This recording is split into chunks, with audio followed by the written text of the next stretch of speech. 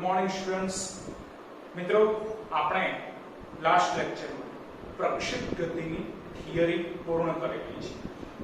तो हवे आपणे प्रक्षिप्त गति ने लगता उदाहरण अने स्वाध्यायना दाखला तरफ आगळ वधीशुं।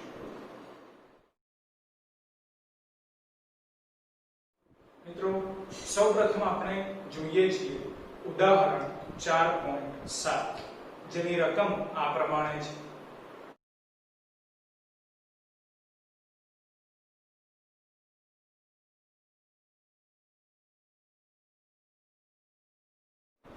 मित्रों, उदाहरण 7 ની રકમમાં તમને આપેલું છે કે આપણે કોઈ એક પદાર્થને 45 ડિગ્રીના ખૂણા સાથે સમાન તફાવત ધરાવતા પ્રક્ષિપ્ત કોણ સાથે પદાર્થને ફેંકીએ છીએ।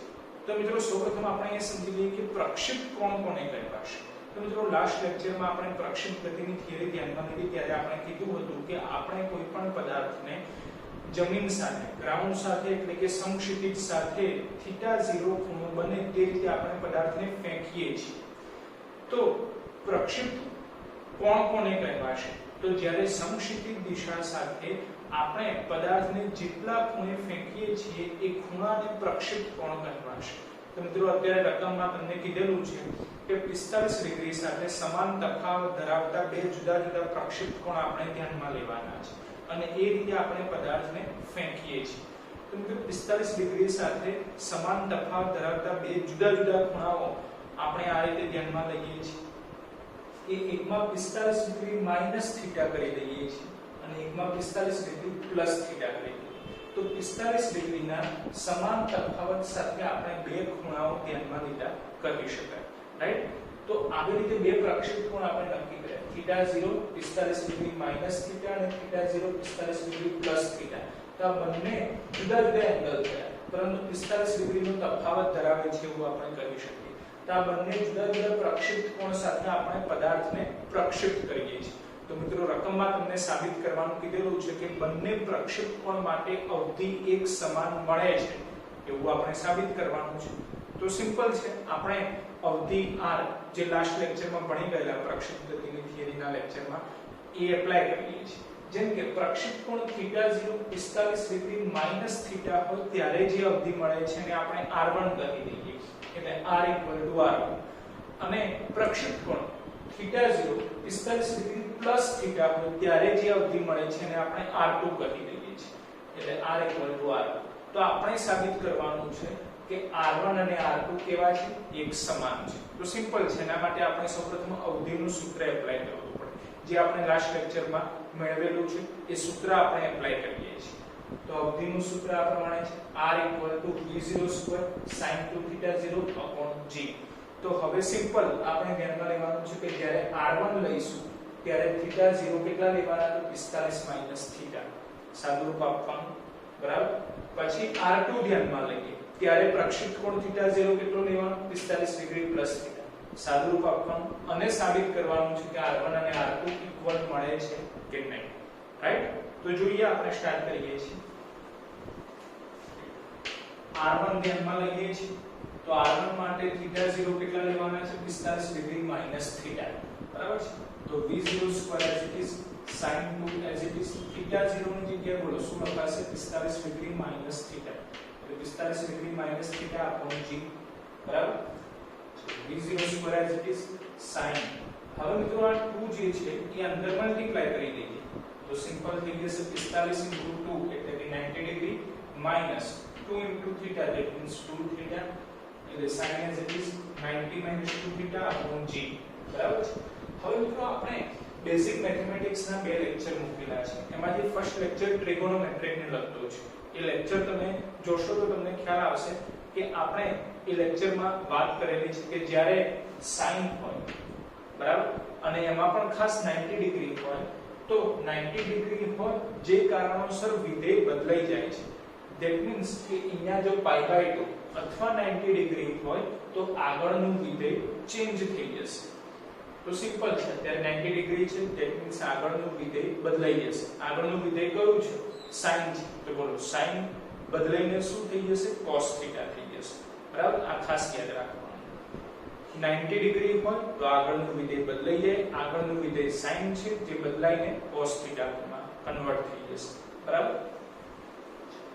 તો જો ડાબી બાજુ r1 છે, જમણી બાજુ v02 90 ડિગ્રીના કારણોસર sin એ બદલીને cos થઈ ગયા અને θ એટલે કે 2θ/g જેને આપણે સમીકરણ 1 આપી દઈએ છીએ, બરાબર? આટલે સુધી ક્લિયર? હવે સેમ આ જ રીતે r ની જગ્યાએ r2 લેવાના, ત્યારે θ0 કેટલા લેવાના? 45 ડિગ્રી પ્લસ θ, બરાબર?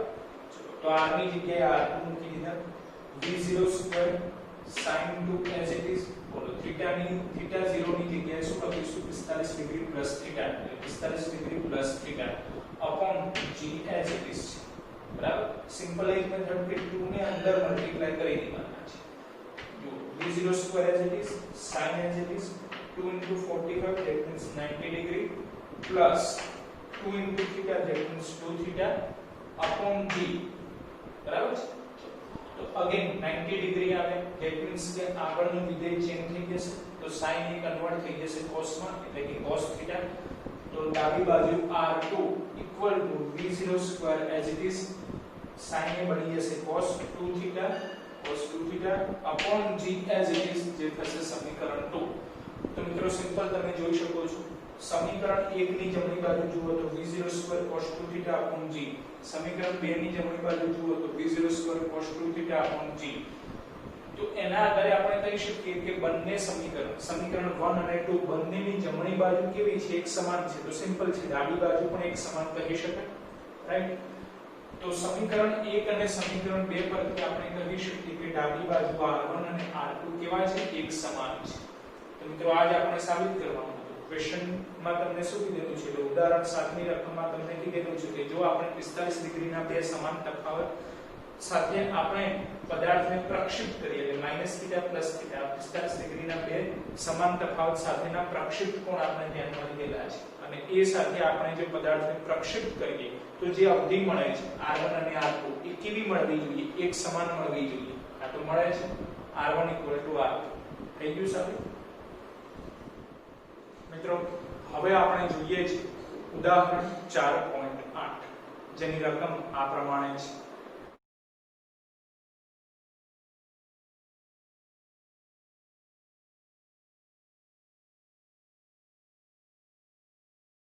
મિત્રો ઉદાહરણ 8 ની રકમમાં તમને આપેલું છે કે કોઈ એક પર્વતારોહક પર્વતની ધાર પરથી એક પથ્થરને સમક્ષિતિજ દિશામાં પ્રક્ષિપ્ત કરે છે.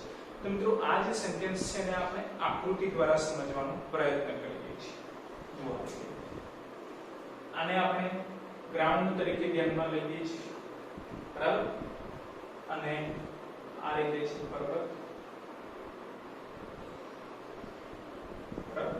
મિત્રો રકમમાં તમને આપેલું છે કે પર્વતની હાઈટ 490 મીટર જેટલી છે, એટલે આ અંતર પર્વતની હાઈટ that means કે પર્વતની ટોચથી ગ્રાઉન્ડનું અંતર જે કેટલું આપેલું છે? 490 મીટર. એટલે આ અંતર આપણે 490 મીટર લખી દઈએ છીએ, બરાબર છે? પર્વતની ટોચથી ગ્રાઉન્ડ સુધીનું અંતર એટલે કે ગ્રાઉન્ડથી પર્વતની હાઈટ તમને આપેલી છે 490 મીટર. આગળ રકમમાં કીધેલું છે કે પર્વતની ટોચ ઉપર કોઈ એક વ્યક્તિ ઉભેલી છે. પર્વતની ટોચ ઉપર એક વ્યક્તિ ઉભેલી છે, બરાબર? એ વ્યક્તિ કોઈ એક પથ્થરને સમક્ષિતિજ દિશામાં 15 મીટર પર સેકન્ડના પ્રારંભિક વેગથી ફેંકે છે. તો આ રીતે પથ્થરને વ્યક્તિ ફેંકે છે, બરાબર? તો આપણે શોધવાનું છે કે પથ્થરને આપણે આ રીતે ફેંકીએ તો જ્યારે રિટર્ન ગ્રાઉન્ડ ઉપર પડે છે ત્યારે એને ગ્રાઉન્ડ ઉપર પહોંચવા માટે કેટલો સમય લાગે છે એ આપણે શોધવાનું છે. ધેટ મીન્સ કે આપણે પથ્થરને આ જગ્યાએથી ફેંકીએ છીએ, પર્વતની ટોચ ઉપરથી ફેંકીએ છીએ, જ્યારે પથ્થર ગ્રાઉન્ડ ઉપર પહોંચે છે તો એના માટે એને કેટલો સમય લાગે છે એ આપણે નક્કી કરવાનું છે, રાઈટ? અને બીજું આગળ વધારામાં એવો પણ ક્વેશ્ચન કરેલો છે કે પથ્થરને આપણે જ્યારે ફેંકીએ છીએ ત્યારે કહેવાશે એનો પ્રારંભિક વેગ, જે કેટલો આપેલો છે? 15 મીટર પર સેકન્ડ. પરંતુ આપણને શોધવાનું કીધેલું છે કે જ્યારે એ પથ્થર ગ્રાઉન્ડ ઉપર પહોંચે છે ત્યારે તેનો અંતિમ વેગ કેટલો છે એ આપણે શોધવાનું છે, રાઈટ? એટલે ક્વેશ્ચન ખ્યાલ આવી ગયો દરેકને? તો હવે સિમ્પલ છે મિત્રો કે આપણે જે લાસ્ટ પ્રક્ષિપ્ત ગતિના પાર્ટ 1 ના ફર્સ્ટ ક્વેશ્ચનમાં ધ્યાનમાં લીધું હતું કે પ્રક્ષિપ્ત ગતિ માટે આપણે જુદા જુદા સૂત્રો મેળવ્યા હતા. કયા? પ્રારંભિક સ્થાન, અંતિમ સ્થાન, પ્રારંભિક વેગ, અંતિમ વેગ અને પ્રવેગ. આ સૂત્રો ધ્યાનમાં લીધા હતા. એ બધા જ સૂત્રો આપણે અત્યારે મૂલ્યો સહિત મેળવવાના છે, બરાબર છે? અને અંતમાં સમય મેળવવાનો છે કે પદાર્થને ગ્રાઉન્ડ ઉપર પહોંચતા કેટલો સમય લાગે છે અને સાથે પદાર્થ જ્યારે ગ્રાઉન્ડ ઉપર ટચ થાય છે ત્યારે તેનો અંતિમ વેગ કેટલો છે. આ બે વસ્તુ આપણે ફાઇન્ડ આઉટ કરવાની છે, રાઈટ? તો મિત્રો સૌપ્રથમ આપણે પ્રારંભિક સ્થાન ધ્યાનમાં લઈએ છીએ. તો મિત્રો આપણે એવું ધારી લઈએ છીએ કે વ્યક્તિ પર્વતની ટોચ ઉપર જે સ્થાને ઉભેલો છે ત્યાંથી પથ્થરને ફેંકે છે, એટલે કે પ્રક્ષિપ્ત કરે છે. તો આ જે સ્થાન છે કે જ્યાંથી વ્યક્તિ પથ્થરને ફેંકે છે એ સ્થાનને આપણે ઉગમ બિંદુ માની લઈએ છીએ. તો મિત્રો સિમ્પલ છે, ઉગમ બિંદુના યામ શું હોય? 0 0. તો એ જ એનું પ્રારંભિક સ્થાન થયું કહેવાય. પ્રારંભિક સ્થાન એટલે શું? તો આપણે થિયરીમાં ધ્યાનમાં લીધું હતું કે જ્યાંથી પથ્થર પ્રક્ષિપ્ત ગતિ કરવાની શરૂઆત કરે છે. ધેટ મીન્સ કે આપણે પથ્થરને જ્યાંથી ફેંકીએ છીએ એ સ્થાન કેવું ગણાશે? પ્રારંભિક સ્થાન, જે અત્યારે આપણે ધારી લઈએ છીએ ઉગમ બિંદુ છે. તો સિમ્પલ એના યામ કેવા થઈ જાય? 0 0. એટલે પ્રારંભિક સ્થાન શું ગણાશે? 0 0 ગણાશે, રાઈટ? ખ્યાલ આવે છે? તો એ કારણોસર આપણે પ્રારંભિક સ્થાન x0 y0 0 લખી દીધેલું છે. સિમ્પલ છે. પછી આગળ મિત્રો રકમમાં તમને કીધેલું છે કે વ્યક્તિ પથ્થરને 15 મીટર પર સેકન્ડ જેટલા સમક્ષિતિજ દિશામાં પ્રારંભિક વેગ સાથે ફેંકે છે. તો સિમ્પલ છે, કઈ દિશામાં ફેંકે છે? સમક્ષિતિજ દિશામાં. બોલો, સમક્ષિતિજ દિશા ધેટ મીન્સ x અક્ષ, ઉર્ધ્વ દિશા ધેટ મીન્સ y અક્ષ. તો અત્યારે મિત્રો સિમ્પલ છે કે ઉર્ધ્વ દિશાનો રકમમાં ક્યાંય ઉલ્લેખ કરેલો નથી. ધેટ મીન્સ કે ઉર્ધ્વ દિશા એટલે કે y દિશામાંનો વેગ કેવો થઈ જાય? 0 થઈ જાય, રાઈટ? પરંતુ એટલા વેગ સાથે પથ્થરને પ્રારંભિક વેગ સાથે ફેંકે છે. ધેટ મીન્સ કે પદાર્થનો પ્રારંભિક વેગનો y ઘટક કેવો થાય? 0 થાય. તો સિમ્પલ છે, પ્રારંભિક વેગ v0 એનો y ઘટક કેવો થશે? 0 થશે. પરંતુ સમક્ષિતિજ દિશામાં 15 મીટર પર સેકન્ડના પ્રારંભિક વેગથી ફેંકે છે. ધેટ મીન્સ કે પ્રારંભિક વેગ v0 નો સમક્ષિતિજ એટલે કે x દિશામાંનો ઘટક કેટલો થાય? તો 15 મીટર પર સેકન્ડ, જે રકમમાં આપેલ છે, બરાબર? એ કારણોસર આપણે પ્રારંભિક વેગ v0 નો x ઘટક ધ્યાનમાં લઈએ છીએ 15 મીટર પર સેકન્ડ. એટલે પ્રારંભિક સ્થાન, પ્રારંભિક વેગ બંનેનો x અને y ઘટક આપણને મળી ગયો. સિમ્પલ. હવે પ્રવેગ ધ્યાનમાં લઈએ. તો મિત્રો પ્રવેગ માટે તો ફિક્સ જ છે કે જો પ્રક્ષિપ્ત ગતિ થતી હોય તો આ મગજમાં ફિટ કરી દેવાનું છે કે જો પ્રક્ષિપ્ત ગતિ થતી હોય તો પ્રવેગના બે ઘટકો x ઘટક અને y ઘટક, એમાંથી x ઘટક કમ્પલસરી 0 થાય અને y ઘટક એ કમ્પલસરી ગુરુત્વ પ્રવેગ બને. પરંતુ પદાર્થ નીચેની તરફ પડે છે, જે કારણોસર આપણે ગુરુત્વ પ્રવેગ કેવો લેવો પડે? માઈનસ લેવો પડે. તો મિત્રો સિમ્પલ છે કે આ બધી ચર્ચા આપણે થિયરીમાં ધ્યાનમાં લીધેલી છે, બરાબર? તો પ્રવેગ એનો x ઘટક 0 અને પ્રવેગ એનો y ઘટક -g, રાઈટ? આ તો ફિક્સ જ રહેવાનું છે, આ બદલાવાનું નથી. ચાલો હવે આગળ વધીએ અને જોઈએ છે અંતિમ સ્થાન કે પદાર્થ એટલે કે પથ્થર જ્યારે જમીન ઉપર પહોંચે છે ત્યારે તેનો x ઘટક અને y ઘટક આપણે નક્કી કરવાના છે. તો અંતિમ સ્થાન માટેનો x ઘટક ફાઇન્ડ આઉટ કરવા માટેનું સૂત્ર જે આ પ્રમાણે છે: x = x0 + b0 xt + ½ બરાબર? ચલો x0 તો 0 લખવાની જરૂર નથી. પછી b0x, b0x 15 જોડે t ગુણાય એટલે 15t, બરાબર?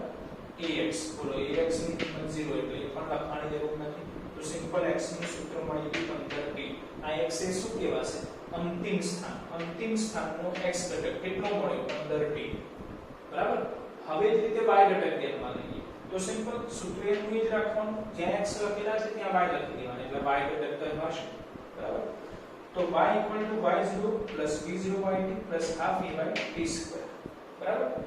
ચલો ઇક્વલ ટુ y0 ની વેલ્યુ 0 લખવાની જરૂર નથી, v0y ની વેલ્યુ પણ 0 એ પણ પણ લખવાની જરૂર નથી એટલે પહેલા બે પદ તો 0 થઈ ગયું ay કેટલા છે -g એટલે પ્લસ માઈનસ માઈનસ થઈ ગયા હાફ એઝ ઇટ ઇઝ તો ay ની જગ્યાએ g લખ્યા t એઝ ઇટ ઇઝ એટલે t સ્ક્વેર એટલે -half gt2 પરંતુ ડાબી બાજુ શું છે y શું છે તો કે y અક્ષની દિશાનું અંતર છે y અક્ષની દિશા આ રીતે ધ્યાનમાં લઈએ ધેટ મીન્સ કે ગ્રાઉન્ડ થી એ વ્યક્તિની ઊંચાઈ કેટલી છે તો પર્વતની હાઈટ જેટલી બોલો પર્વતની હાઈટ કેટલી આપેલી છે 490 મીટર ધેટ મીન્સ y કેટલા લેવા પડે 490 લેવા પડે રાઈટ y કેટલા લેવાના છે 490 કારણ કે ગ્રાઉન્ડ થી 490 મીટર ઊંચાઈએ એ વ્યક્તિ ઉભેલો છે પર્વતની ટોચ ઉપર અને ત્યાંથી એ પદાર્થને પ્રક્ષેપ કરે છે ધેટ મીન્સ એ અંતર 490 મીટર એ y અંતર કહેવાશે કારણ કે કઈ દિશામાં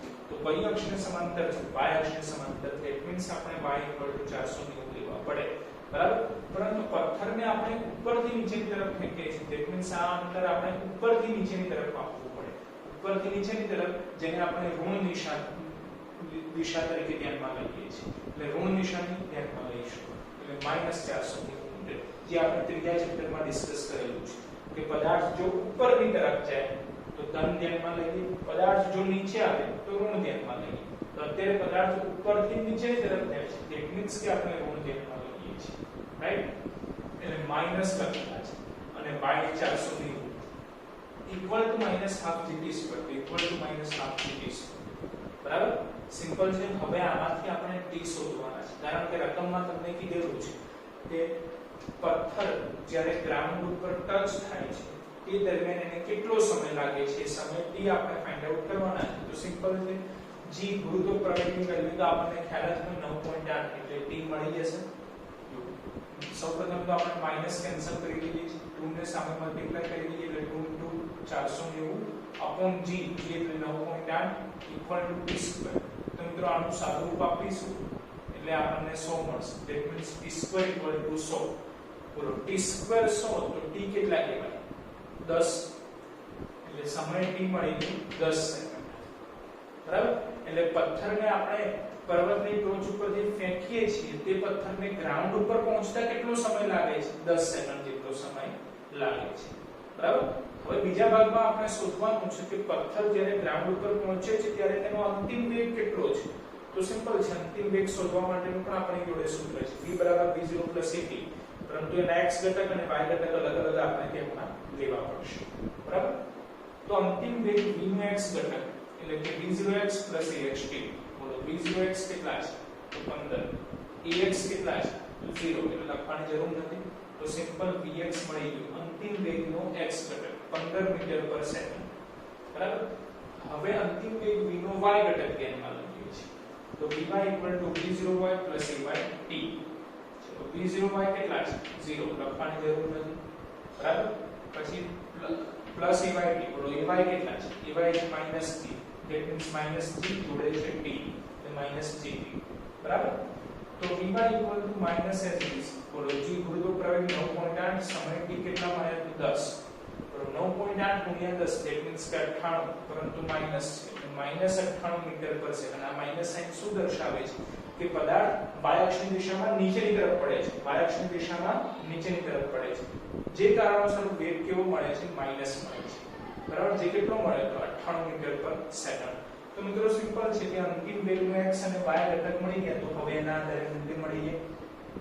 બરાબર કારણ કે વર્ગમૂળમાં તેના ઘટકોના વર્ગોનો સરવાળો તો મૂલ્ય v બરાબર વર્ગમૂળમાં બોલો 15 નો વર્ગ 98 નો વર્ગ 15 નો વર્ગ 98 નો વર્ગ કરીશું એટલે 98 29 મળશે 98 29 પરંતુ એનું વર્ગમૂળ ભૂલવાનું નહીં બોલો 98 29 નું વર્ગમૂળ કેટલું મળે છે તો 99.14 that means approximately 99 કરી શકાય અને 99 ને શું મળ્યા તો અંતિમ વેગ v મળ્યો જે approximately 99 વેગનું એકમ મીટર પર સેકન્ડ that means કે પથ્થર જ્યારે ગ્રાઉન્ડ ઉપર ટચ થાય છે જ્યારે આપણે ફેંકીએ છીએ અને જ્યારે ગ્રાઉન્ડ ઉપર ટચ થાય છે બરાબર ત્યારે તેનો અંતિમ વેગ કેટલો છે તો 99 મીટર પર સેકન્ડ જેટલો મળે છે મિત્રો હવે આપણે જોઈએ છે ઉદાહરણ 4.9 જેની રકમ આ પ્રમાણે છે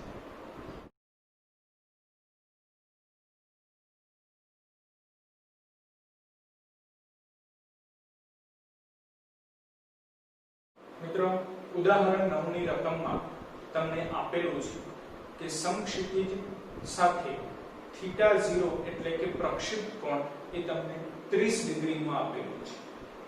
સમક્ષિતિજ સાથે 30 ડિગ્રીના ખૂણે આપણે કોઈ એક ક્રિકેટ બોલને 28 મીટર પર સેકન્ડ જેટલા પ્રારંભિક વેગથી ફેંકીએ છીએ. બરાબર? તો પ્રક્ષેપ કોણ θ0 કેટલો આપેલો છે? 30 ડિગ્રી. અને પ્રારંભિક વેગ v0 કેટલો આપેલો છે? 28 મીટર પર સેકન્ડ. રાઈટ? આટલી ઇન્ફોર્મેશન આપેલી છે. તો મિત્રો આપણે ત્રણ વેલ્યુઝ મેળવવાની છે. ફર્સ્ટ પાર્ટમાં તમને કીધેલું છે કે ક્રિકેટ બોલને આપણે ફેંકીએ છીએ તે ક્રિકેટ બોલ કેટલી મહત્તમ ઊંચાઈ પ્રાપ્ત કરે છે. તે મહત્તમ ઊંચાઈ આપણે શોધવાની છે. રાઈટ? મિત્રો જે રકમ આપેલી છે અમે સૌપ્રથમ આપણે આકૃતિ દ્વારા સમજવાનો પ્રયત્ન કરીએ તો વધારે ખ્યાલ આવશે. તો એક સિમ્પલ આકૃતિ આપણે ધ્યાનમાં લઈએ છીએ. આ એક્સ અક્ષ જેને આપણે ગ્રાઉન્ડ લેવલ તરીકે ધ્યાનમાં લઈએ છીએ અને ત્યાંથી આપણે ક્રિકેટ બોલને ફેંકીએ છીએ. બરાબર?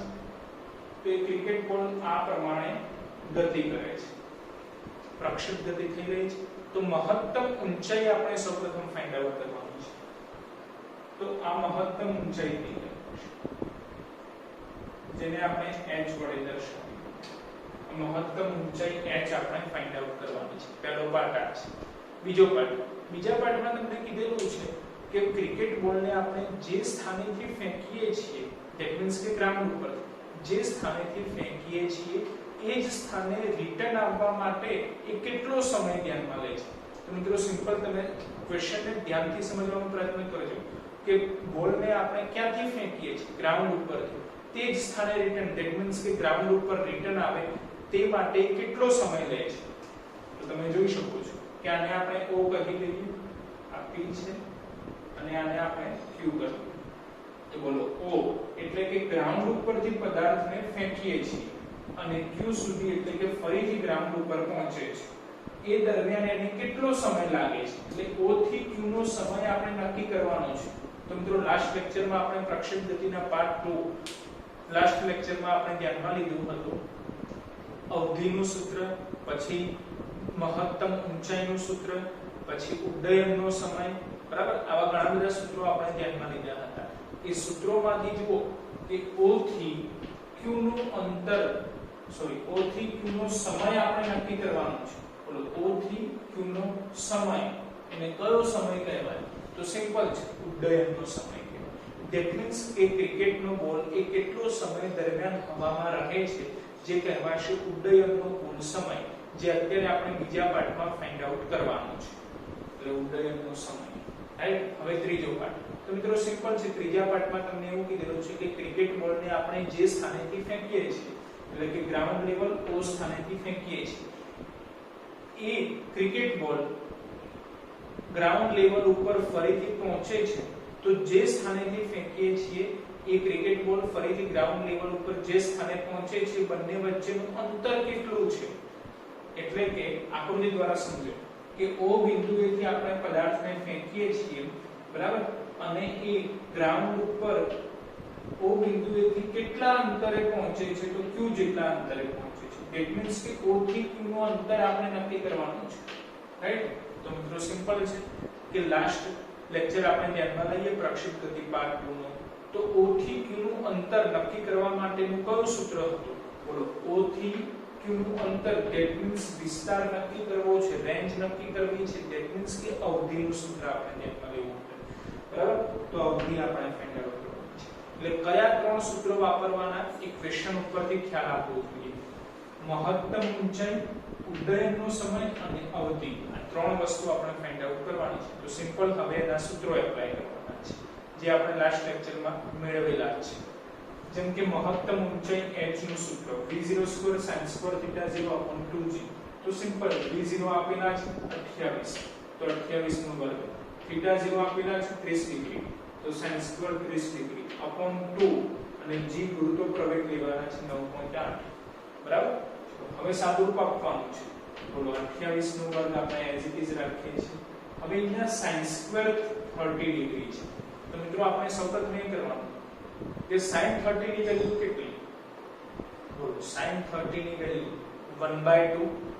રાઈટ ધ્યાન આપો sin 30 ની વેલ્યુ 1/2 પરંતુ sin સ્ક્વેર છે ધેટ મીન્સ કે 1/2 નો પણ વર્ગ કરવો પડે બોલો 1/2 નો વર્ગ 1/4 થઈ જશે 1/2 નો વર્ગ 1/4 તેને આપણે આ રીતે લખીએ છીએ 1/4 ખ્યાલ આવ્યો 2 as it is 9.8 as it is તો હવે સિમ્પલ આનું સાદુરૂપ આપીશું કેલ્ક્યુલેટર વડે એટલે આન્સર મળશે આપણને 10 મીટર એટલે મહત્તમ ઊંચાઈ h કેટલી મળી ગઈ 10 મીટર મળી રાઈટ મિત્રો આપણે અગાઉ કીધું હતું કે હવેથી જેમ જેમ ચેપ્ટરમાં આપણે આગળ વધતા જઈશું આગળના દરેક ચેપ્ટર ધ્યાનમાં લઈશું એ પ્રમાણે આ કેલ્ક્યુલેટરનો ઉપયોગ છે જે સાદા ગુણાકાર છે ભાગાકાર છે વર્ગ ઘન બરાબર આ બધા કેલ્ક્યુલેટરનો ઉપયોગ છે એ કેલ્ક્યુલેટરનો ઉપયોગ આપણે જાતે કરવો પડશે બરાબર છે કારણ કે આટલેથી આગળ 11 સાયન્સમાં મિત્રો આપણે શીખવાડવાનું હોય નહીં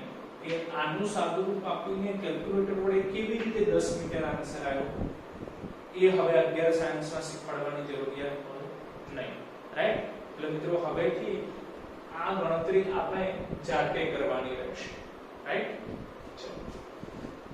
તો હવે બીજા પાર્ટમાં આપણે ઉડ્ડયનનો સમય શોધવાનો છે તો સિમ્પલ ઉડ્ડયનના સમયનું સૂત્ર ધ્યાનમાં લઈએ છીએ TF = 2v0 sin θ0 upon g 2 as it is v0 ની વેલ્યુ આપેલી છે 28 θ0 ની વેલ્યુ છે 30 એટલે sin 30 upon g ગુરુત્વ પ્રવેગ 9.8 તો હવે સિમ્પલ sin 30 ની વેલ્યુ બોલો 1/2 તો 2 as it is 28 as it is sin 30 એટલે 1 upon 2 9.8 as it is તો 2 કેન્સલ થઈ ગયા ચલો આનું સાદુરૂપ આપો 28 ભાગ્યા 9.8 એટલે એપ્રોક્સિમેટલી આન્સર આવશે 2.9 અને સમયનું એકમ સેકન્ડ મિત્રો એકમ લખવા ખાસ જરૂરી છે તો તમે સેકન્ડ ચેપ્ટરમાં ધ્યાનમાં લીધું હશે કે ફિઝિક્સમાં એકમોનું કેટલું મહત્વ છે રાઈટ એટલે ક્યાંય પણ આપણે એકમ લખવાનું ભૂલવાનું નહીં નહીંતર માર્ક્સ 100% કટ થઈ જશે બરાબર છે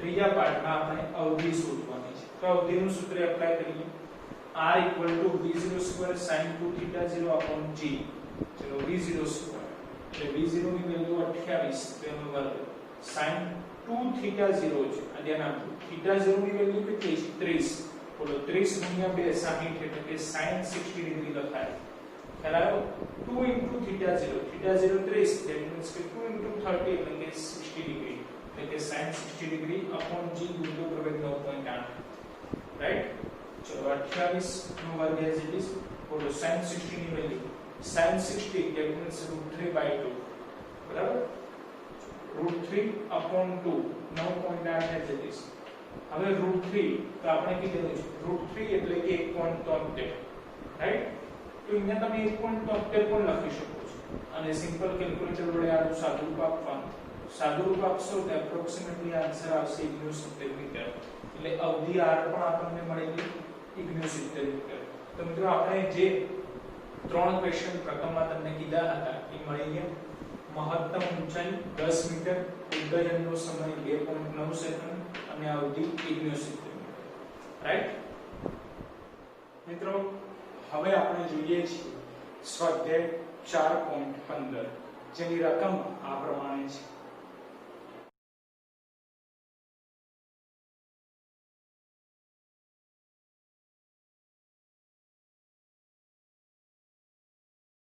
મિત્રો સ્વાધ્યાયના 15મા દાખલાની રકમમાં તમને આપેલું છે કે એક લાંબા હોલની છત 25 મીટર જેટલી હાઈટ ઉપર છે ધેટ મીન્સ ઊંચાઈ h બરાબર 25 મીટર આપણે લખીએ છીએ મિત્રો આગળ રકમમાં તમને આપેલું છે કે હવે આપણે એક ક્રિકેટના બોલને ફેંકીએ છીએ 40 મીટર પર સેકન્ડ જેટલા પ્રારંભિક વેગ સાથે ક્રિકેટ બોલને ફેંકીએ છીએ તો પ્રારંભિક વેગ v0 આપી દીધેલો કહેવાશે 40 મીટર પર સેકન્ડ તો આપણે દડાને ફેંકીએ છીએ તો દડો એક કોઈ બોર્ડર ઉપર એટલે કે હોલના છતની દિવાલને ટચ થાય નહીં તે રીતે પાછો રિટર્ન આવે તો એ કેટલું સમક્ષિતિજ અંતર કાપે છે એ આપણે નક્કી કરવાનું છે તો મિત્રો સિમ્પલ છે કે સમક્ષિતિજ અંતર ધેટ મીન્સ અવધિ આપણે નક્કી કરવાની છે તો અવધિનું સિમ્બોલ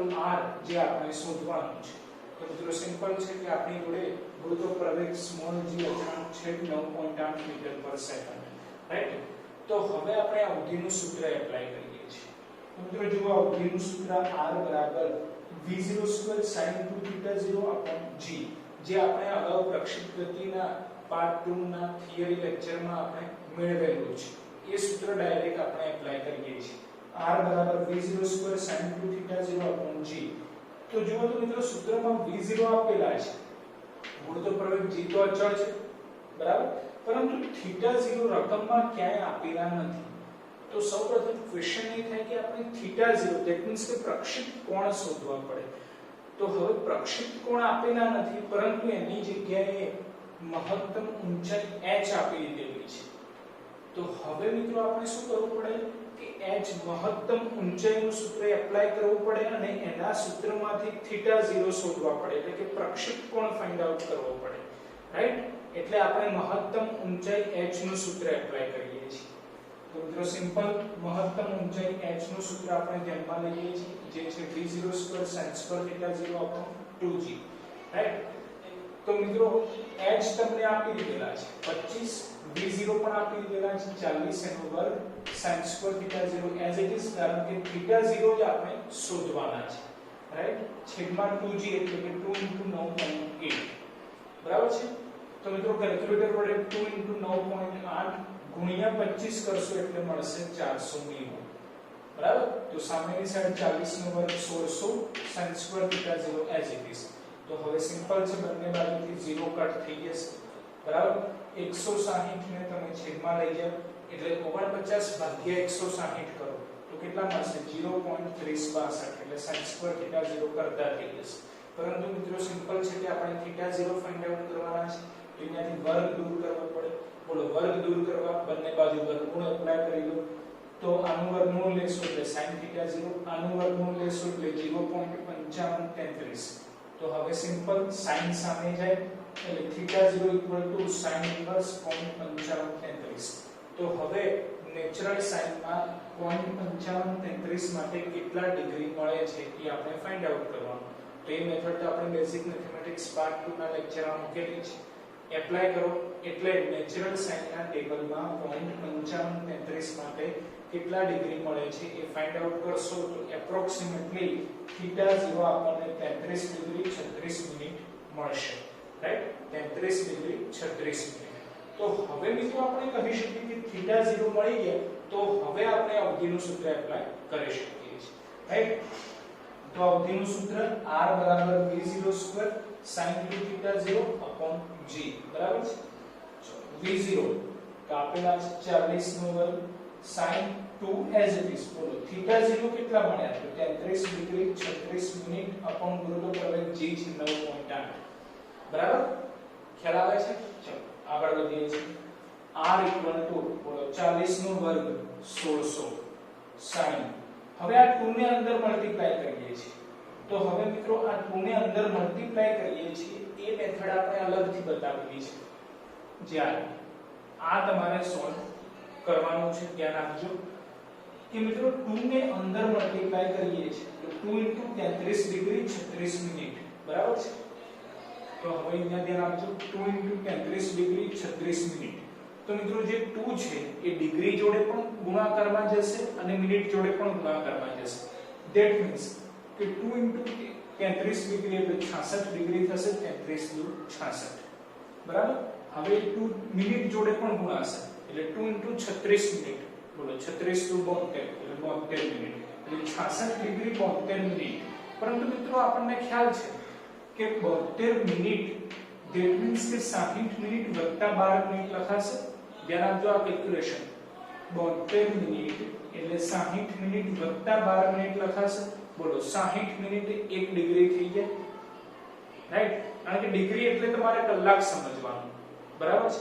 તો 60 મિનિટ ધેટ મીન્સ કે 1 કલાક એટલે કે 1 ડિગ્રી થઈ ગયું કહેવાય. તો આ 60 મિનિટ બરાબર 1 ડિગ્રી છે, તો એ 1 ડિગ્રી 66 ની જગ્યાએ 67 થઈ જશે, કારણ કે 66 + 1 ધેટ મીન્સ કે 67 ડિગ્રી, એટલે 67 ડિગ્રી અને 12 મિનિટ એઝ ઇટ ઇઝ. તો એનો મીનિંગ શું થયું કે 2 * 33 ડિગ્રી 36 મિનિટનો આન્સર કેટલો આવ્યો તો 67 ડિગ્રી 12 મિનિટ આવશે, રાઈટ? તો એ 67 ડિગ્રી 12 મિનિટ આપણે અહીં લખી દઈએ છીએ.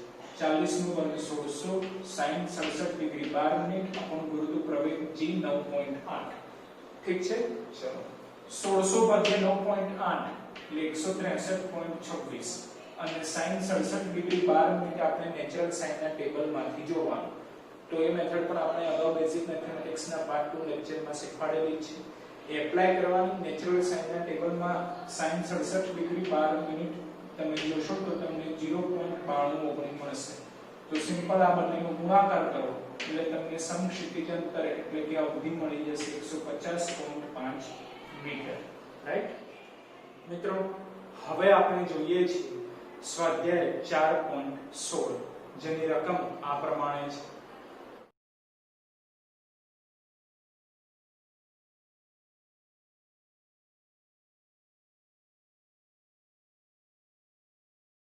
મિત્રો સ્વાધ્યાયના 16મા દાખલાની રકમમાં તમને આપેલું છે કે કોઈ એક ક્રિકેટ બોલને આપણે ઉપરની તરફ ફેંકીએ, બરાબર? તો એ મહત્તમ સમક્ષિતિજ અંતર કાપે છે એ અંતર આપી દીધેલું છે. તો મિત્રો મહત્તમ સમક્ષિતિજ અંતર એટલે કે બોલને આપણે ઉપરની તરફ ફેંકીએ છીએ તો એ આ પ્રમાણે યુ ટર્ન મારીને નીચે આવે છે, જો આ રીતે, રાઈટ? તો મહત્તમ સમક્ષિતિજ અંતર એટલે કે O થી Q સુધીનું અંતર જે કહેવાશે મહત્તમ સમક્ષિતિજ અંતર, જે તમને આપી દીધેલું છે. તો મિત્રો મહત્તમ સમક્ષિતિજ અંતર જેને મહત્તમ અવધિ કહેવાશે એનું સૂત્ર તો આપણે લાસ્ટ લેક્ચરમાં પ્રક્ષેપ ગતિ પાર્ટ 2 ના લેક્ચરમાં આપણે મેળવેલું છે. મહત્તમ અવધિ R મેક્સિમમ નું સૂત્ર યાદ કરો તો R મેક્સિમમ નું સૂત્ર છે V02/G, બરાબર? R મેક્સિમમ મહત્તમ સમક્ષિતિજ અંતર મહત્તમ અવધિ જેનું સૂત્ર આપણે લાસ્ટ લેક્ચરમાં મેળવેલું છે V02/G, જે રકમમાં આપેલ છે 100 મીટર, બરાબર છે? તો આગળ તમને રકમમાં કીધેલું છે કે આ ક્રિકેટનો બોલ મહત્તમ કેટલી ઊંચાઈ પ્રાપ્ત કરશે. તો આ અંતર આપણે નક્કી કરવાનું છે. ધારો કે P કહી દઈએ અને આને S કહી દઈએ. તો આપણે S થી P નું અંતર નક્કી કરવાનું છે જેને કહેવાશે H મેક્સિમમ, રાઈટ? કે ક્રિકેટનો બોલ મહત્તમ કેટલી ઊંચાઈ પ્રાપ્ત કરે છે તે મહત્તમ ઊંચાઈ H મેક્સિમમ એટલે કે S થી P નું અંતર આપણે ફાઇન્ડ આઉટ કરવાનું છે. તો મિત્રો સિમ્પલ છે કે આપણે ઊંચાઈનું સૂત્ર ધ્યાનમાં લઈએ. ઊંચાઈનું સૂત્ર આપણે જે અગાઉના ક્વેશ્ચનમાં એટલે કે અગાઉના દાખલામાં ધ્યાનમાં લીધેલું છે એ જ આપણે એપ્લાય કરીએ છીએ. h બરાબર v02 sin square theta 0 upon 2g, h બરાબર v02 upon sin square theta 0 upon 2g, right? હવે મિત્રો ક્વેશ્ચન એ છે કે આ જે ઊંચાઈનું સૂત્ર છે એ મહત્તમ ઊંચાઈ ક્યારે બને?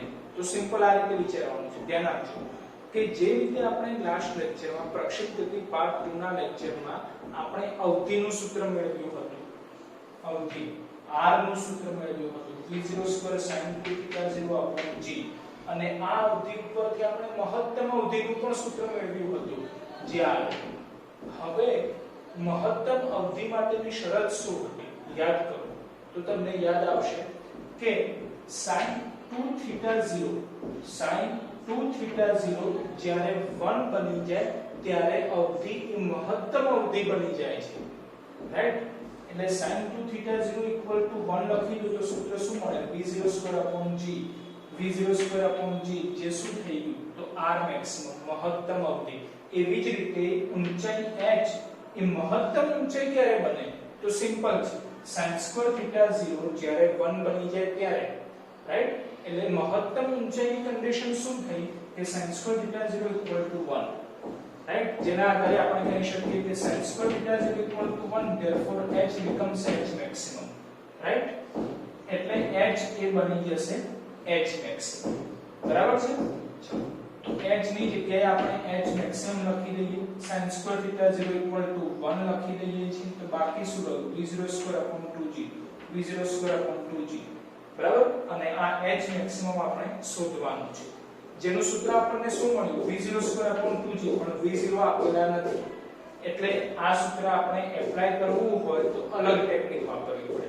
જુઓ કઈ ટેકનિક, તો તમને v02/g that means આ મેક્સિમમ 100 મીટર આપી દીધેલા છે, તો v02/g આમાંથી અલગ પાડીએ. બોલો v02/g અલગ પાડીએ છીએ એટલે કે 100 અને છેદના 2 એટલે બોલો 100 / 2 એટલે કે 50 મીટર, જે શું થયું h મેક્સિમમ એટલે કે મહત્તમ ઊંચાઈ જે આપણે શોધવાની છે. રાઈટ, આ એકદમ ઈઝી મેથડ આપણે વાપરેલી છે, જે MCQ માં એપ્લાય થઈ શકે એવું શોર્ટકટ મેથડ છે. રાઈટ, બાકી તમને જે PDF મૂકેલી છે આપણી સ્કૂલની એપના ડાઉનલોડ સેક્શનમાં, જે PDF મુકાયેલી છે એ PDF માં આ દાખલાનું તમે સોલ્યુશન જોશો તો અલગ મેથડ છે. બરાબર, આપણે જે મેથડ વાપરેલી છે એ મેથડ MCQ એપ્લાય થઈ શકે એવી શોર્ટકટ મેથડ છે. તમે દાખલો પણ આ રીતે કરી શકો છો, બરાબર, અને PDF ની રીતે પણ કરી શકો છો. બંનેનો આન્સર તમે જોશો તો ખ્યાલ આવશે, સિમ્પલ જ છે, સેમ મળે છે 50 મીટર. રાઈટ, એટલે ક્વેશ્ચન પ્રમાણે આપણે મહત્તમ ઊંચાઈ h મેક્સિમમ ફાઇન્ડ આઉટ કરવાની હતી, જે મળી ગઈ છે આપણને 50 મીટર જેટલી. ઠીક છે.